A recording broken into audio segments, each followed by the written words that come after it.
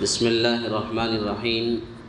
عن ابن عباس رضي الله عنهما قال كنت خلف النبي صلى الله عليه وسلم يوما فقال يا غلام إني أعلمك كلمات احفظ الله يحفظك احفظ الله تجده تجاهك إذا سألت فاسأل الله وإذا استعنت فاستعن بالله واعلم أن الأمة لو اجتمعت على أن ينفعوك بشيء لم ينفعوك إلا بشيء قد كتبه الله لك وإن اجتمعوا على أن يضروك بشيء لم يضروك إلا بشيء قد كتبه الله عليك رفعت الأقلام وجفت الصحف. رواه الترمذي وقال حديث حسن صحيح.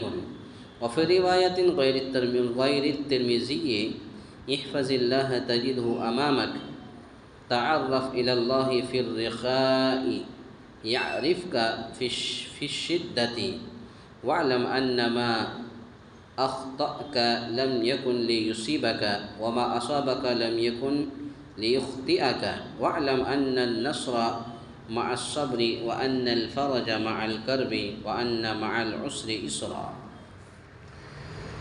حضرت ابن عباس رضی اللہ عنہما سے روایت ہے کہ میں ایک دن سواری پر رسول اللہ صلی اللہ علیہ وسلم کے پیچھے بیٹھا ہوا تھا. آپ نے فرمایا اے لڑکے میں تجھے چند اہم باتیں بتلاتا ہوں، انہیں یاد رکھ تو اللہ کے احکام کی حفاظت کر، اللہ تیری حفاظت فرمائے گا. تو اللہ کے حقوق کا خیال رکھ تو اس کو اپنے سامنے پائے گا، یعنی اس کی حفاظت اور مدد تیرے امر کعب رہے گی. جب تو سوال کرے تو صرف اللہ سے سوال کر، جب تو مدد چاہے تو صرف اللہ سے مدد طلب کر. اور یہ بات جان لے کہ اگر ساری امت بھی جمع ہو کر تجھے کوئی کچھ نفع پہنچانا چاہے تو وہ تجھے اس سے زیادہ کچھ نفع نہیں پہنچا سکتی جو اللہ نے تیرے لیے لکھ دیا ہے. اور اگر وہ تجھے کچھ نقصان پہنچانے کے لیے جمع ہو جائیں تو اس سے زیادہ کچھ نقصان نہیں پہنچا سکتی جو اللہ نے تیرے لیے لکھ دیا ہے.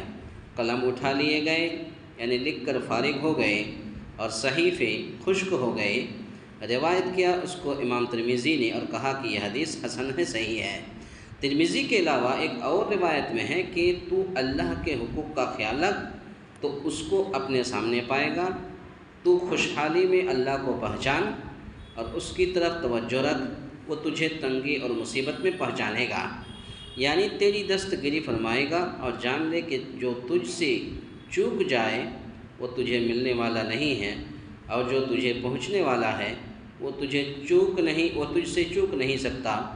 اور یہ بھی جان لے کہ اللہ کی مدد صبر کے ساتھ ہے اور کشادگی تکلیف کے ساتھ ہے اور تنگی کے ساتھ آسانی ہے. اس حدیث کو امام ترمذی رحمۃ اللہ علیہ نے اپنی حدیث کے اندر نقل کیا ہے. اس حدیث کے اندر کئی چیزوں کو بیان کیا گیا ہے. نمبر 1، اللہ تعالیٰ کے فیصلے کو کوئی بدلنے پر قادر نہیں ہے. ایک انسان کی تقدیر میں جو بھی لکھ دیا اللہ تعالیٰ نے وہ ہو کر رہے گا. تو گویا کہ اللہ تعالیٰ کے فیصلے کو کوئی بدلنے پر قادر نہیں ہے اس دنیا میں. دوسری چیز، دنیا میں جو بھی تکلیف آتی ہے وہ ہمیشہ نہیں رہتی. یہ تکلیف وقتی طور پر آتی ہے اور یہ صرف انسانوں کو اللہ رب العالمین آزمانے کے لیے یہ مصیبتیں اور تکلیفیں دیتے ہیں. تو یہ مصیبتیں تکلیفیں آتی ہیں وہ ہمیشہ نہیں رہتی، اس کے بعد کشادگی اور فرحت و انبساط کا موقع آ جاتا ہے. تیسری چیز، ما فوق الاسباب طریقے سے اللہ کے سوا کسی سے مدد نہ مانگی جائے، کیونکہ یہ شرک ہے. یعنی انسان کتنوں ہی مصیبت میں ہو، تکلیف میں ہو، پریشانی میں ہو، کتنوں ہی مصیبت میں ہو، وہ اللہ کے سوا کسی دوسرے سے مدد نہ مانگے.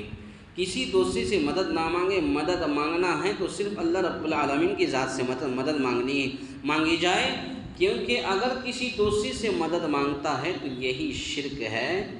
چوتھی چیز، اللہ تعالیٰ کے حقوق کا انسان خیال رکھے. اللہ تعالیٰ کے حقوق کیا ہے؟ کلمہ شہادت کی گواہی دینا، نماز کی پابندی کرنا، زکوٰۃ ادا کرنا، حج کرنا، رمضان کے روزے رکھنا، یہ سب کیا ہیں؟ اللہ کے حقوق ہیں۔ تو ایک مسلمان کو چاہیے کہ اللہ کے حقوق کا خیال رکھے، تو اللہ تعالیٰ بھی اپنے اس بندے کا خیال رکھتا ہے اور مدد فرماتا ہے۔ پتہ یہ چلا، اور حدیث کا خلاصہ کلام یہ ہے کہ اگر کوئی انسان اللہ کے حقوق کا خیال رکھتا ہے تو اللہ تعالیٰ بھی ایسے بندوں کا خیال رکھتا ہے اور مدد فرماتا ہے۔ اور جو لوگ اللہ کو چھوڑ کر کسی اور کو پکارتے ہیں، کسی اور سے مدد مانگتے ہیں، تو اللہ رب العالمین ایسے لوگوں کو اور تنگدستی میں مبتلا کر دیتا ہے۔ اللہ تعالیٰ سے دعا ہے، یا الہ العالمین ہم تمام مسلمانوں کو کہنے سننے سے زیادہ نیک عمل کرنے کی توفیق عطا فرمائیں۔ آمین۔ اقول قولی ھذا استغفر اللہ لی ولکم ولسائر المسلمین واستغفروہ انہ هو الغفور الرحیم۔